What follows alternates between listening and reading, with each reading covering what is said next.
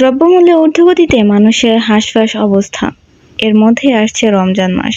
রোজার মাসকে সামনে রেখে সরকারের উদ্দেশ্যে বার্তা দিয়েছেন বৈষম্যবিরোধী ছাত্র আন্দোলনের আহ্বায়ক হাসনাত আব্দুল্লাহ। বৃহস্পতিবার দুপুরে সামাজিক যোগাযোগ মাধ্যমে নিজের ভেরিফাইড ফেসবুক পেজে এ বার্তা দিয়েছেন তিনি।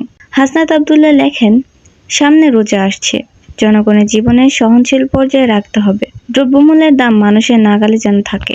তিনি আরও লেখেন, ভ্যাটের জালে জনগণ ও ব্যবসায়ীদের দুর্বল না করে দিয়ে বরং এর বিকল্প কিছু খুঁজে বের করতে হবে এবং তা অবশ্যই দ্রুততম সময়ের মধ্যে। এর আগে বুধবার সন্ধ্যায় নিজের ভেরিফাইড ফেসবুক পেজে এক স্ট্যাটাসে তিনি লেখেন, এ দেশে অধিকাংশ মানুষ খুব সহজ সরল জীবনযাপনে অভ্যস্ত। দেশটা কেমন আছে সেটা তার বোঝার চেষ্টা করেন সহজ হিসাব নিকাশের মাধ্যমেই। যখন চালের দাম বাড়ে, নিত্য প্রয়োজনীয় পণ্যের দাম বাড়ে, বাবা মা সন্তানের মুখে পুষ্টিকর খাবার তুলে দিতে ব্যর্থ হয়, তখন তারা ধরেই নেয় দেশটা ভালো নেই।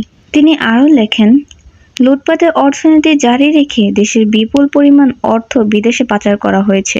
রাষ্ট্রীয় প্রকল্পগুলো থেকে জনগণের কোটি কোটি টাকা আত্মসাৎ করেও আমাদের অর্থনীতিকে করছে ভঙ্গুর।